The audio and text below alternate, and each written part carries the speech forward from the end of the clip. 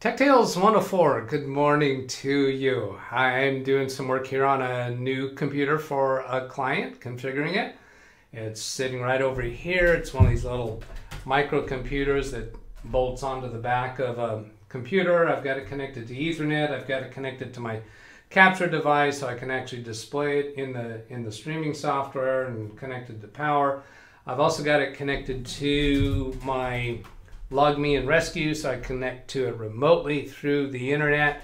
Now that's the way that I like to do the configuration once I get to that point, because if I do it, well, I actually started out on this computer doing the configuration through the streaming software until I got to the point that I could install the LogMe and Rescue. Then I prefer to do it here because that means I'm using these two and I don't have to go to the keyboard and mouse that I have connected for that computer. So 6 of one, half dozen of the other as to how I do it. So what I've got now is I have installed Microsoft 365, the applications, and I'm just going to show my basic configuration for Word, Excel, and Outlook. And Outlook's not much of it. And I've already authenticated to the Microsoft 365 account for this user. So here's the computer, and so what I do after I've installed the products is press the Windows key and type Word, and that brings me up with Microsoft Word. Press the Enter key. I got the upper right corner where the user's name is blurred out. Microsoft Word by default comes to this welcome screen, and so one of the first things I do is I come over to Options, and then on the General tab I come down, scroll down here to the bottom.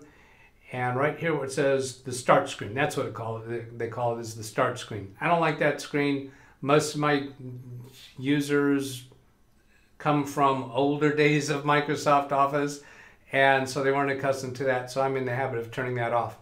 And then also on the Save command or the Save tab, I go to this checkbox, don't show backstage when opening or saving files with keyboard shortcuts. And what that means is if they use one of these icons up here to do file open, or if they do Control O for open, it will not show the backstage. And the backstage is that screen where it shows, well, it's this over here. If I go to File, here, this is the backstage.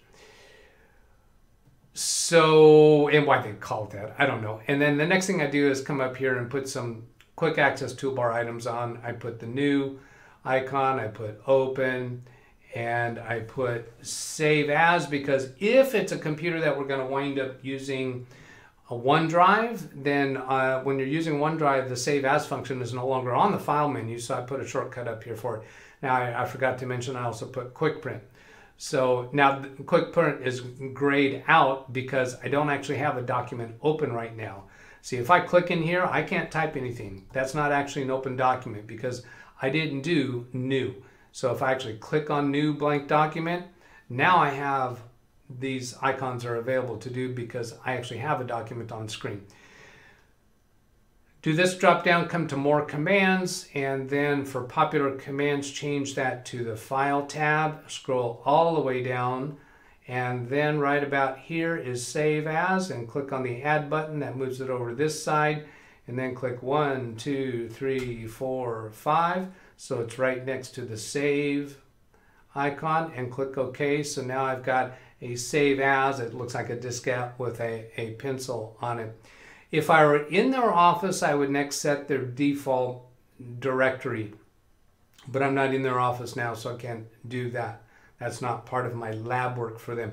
Then also I come down here to the taskbar, right click, and choose Pin to Taskbar. So that's all I need with Microsoft Word. I'll close that. And then Windows key EXC, that gets me Excel. Basically do the same thing with it. So here's the welcome screen, good morning.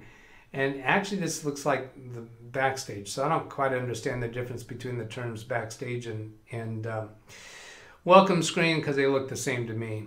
I don't care about trying to figure out the difference between those. I'm just doing the configurations. So show the start screen, no. When I go to save to do the backstage, I don't have to put the check mark there because when I added that check mark for Word, it's automatically added for Excel. So I'm just showing that is the case. Click OK there, and then add my quick access items. There's new, there's open, and then quick print, then more commands, change to the file, tab, scroll all the way down, and then click on Save As, add 1, 2, 3, 4, 5, up arrows, gets it next to Save. That puts it up here, and then come down to the taskbar, right click, Pin to taskbar, and then close that. And then the next one would be Outlook. So this one's going to show up the user's email because I've already authenticated. So I'm going to blur this screen out because I'm not sure where it's going to be showing sensitive information. So here's Enter key for Outlook, and it's searching for accounts. So it's actually working on configuring now because this is the first time I've launched Outlook. But because I have already associated this computer with the Microsoft 365 account, it should be pretty easy to do without me having to do anything. And it actually seems to be taking a little while to accomplish that. Seems like it doesn't usually take this long. All right, awkward pause here. Oh, there it is. Okay, so now it's displaying the user's email address right in here. It knows the user's email address because I've already authenticated to the Microsoft 365 account. So I'll just click on the connect button. I'm not going to bother unblurring portions of that for you because it's fairly straightforward what that screen shows. So then up here it says account successfully added, Microsoft 365, and it shows the user's email address. Gives me an opportunity to add another email address. There's a check mark down here, set up Outlook mobile on my phone too. No, I don't want to do that, so I'm going to remove that check mark and click on that blue done button. Then that should get me into Outlook, and it will populate whatever email is already there for the user. This is a new user to the company. She's already in the office doing work from another computer. It comes up with these messages about different choices you can make for the layout. There's a few email messages in there already. I don't have any configurations that I do in here except to pin it to the taskbar. Right click on the icon and then pin to taskbar and then close it. And I think that'll do it for this session of Tech Tales. I hope that was useful. Have a great day, and I'll catch you later. Goodbye.